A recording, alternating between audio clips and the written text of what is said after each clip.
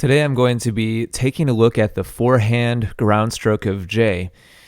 Jay is a member of the forums at essentialtennis.com and just posted this video of himself hitting.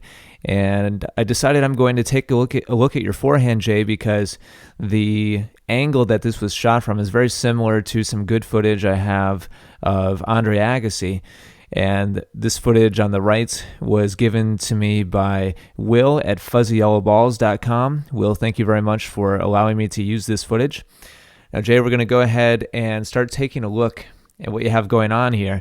And I'm going to start off by playing this at full speed so that people get a sense of what we're working with here. And we're just going to look at one forehand swing. So check this out. Go ahead and watch that one more time. All right, now we're going to compare that to that of Agassi. Now, first thing we'll look at is your initial takeback and how you're setting yourself up between yourself and the ball. And we're going to compare that to Agassi. And the two of you are very similar here with one exception. Agassi has a little bit more of an open stance, and this is something that I feel is, to a certain extent, a style choice, and also depends on what type of shot you're getting ready to hit. Now, both of you were in similar circumstances here. Both of you have plenty of time. Both of you are in balance on the baseline, pretty much in the same spot on the baseline. And Agassi has chosen to hit with a little bit more of an open stance, which I think a lot of times will allow him to make a little bit more rotation forwards towards the ball. I'm going to show you where that comes into play a little bit later. But the important parts I think you're doing well with, Jay. I like how you've taken your racket back with your racket face closed and the tip of the racket pointing up. I also really like how you've taken your left arm across your shoulder. And if we look over here at Agassi, I mean, you're very, very similar to what he's got going on here. So overall, I think you're doing a really nice job with setting yourself up and taking the racket back. Now, as we continue, you do a nice job of dropping your racket below the ball.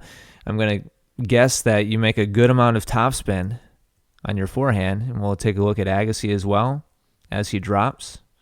And we'll just stop at the bottom of the swing here, which looks to be right here for Agassi. And now over to you. We'll make sure you're at the bottom of the swing as well. Now, at this point, again, very similar. Your racket face is still closed, and both you and Agassi have dropped the racket below the ball. You've dropped a little lower below the ball, and Agassi's contact point on this forehand is a little bit low. It's kind of down at knee height, but he's still hitting a topspin drive. You've dropped well below the ball, which I think is great. I mean, if we draw a line between the two, looks to me like you have a good foot of drop below the ball, and that's excellent. That's a good setup here to be able to hit with some good topspin. I also like how you're unwinding your body, and at this point your chest is starting to face towards the camera. And now we're going to go ahead on towards contact. And I like your position at contact a lot. You're making contact with a nice square racket face. Also, you've done a good job of unwinding your body, and at this point, you're facing forwards towards the net. In fact, I like your position a little better than Agassi's here. Agassi is still a little bit closed most of the time for a semi-Western grip, which it looks like both you and Agassi have. Agassi may be a little bit more conservative, maybe a little bit more towards Eastern, but you're both turned more towards the topspin grip. And normally I like to see people facing towards the net as they make contact. It's not totally essential by any means, but it looks like Agassi might be a little bit behind his shot here.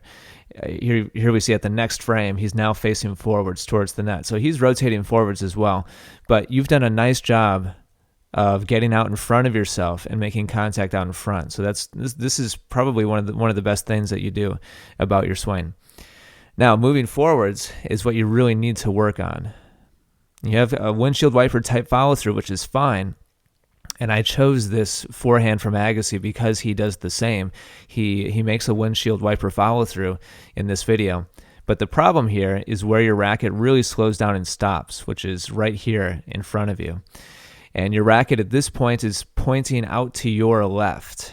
And this at this point right here, your body has stopped. It's completely slowed down.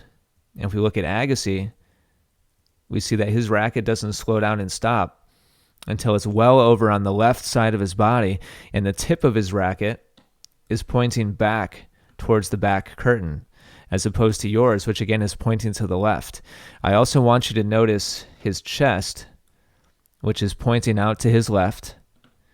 And your chest is pointing a little bit to the left, but you're more facing towards the net.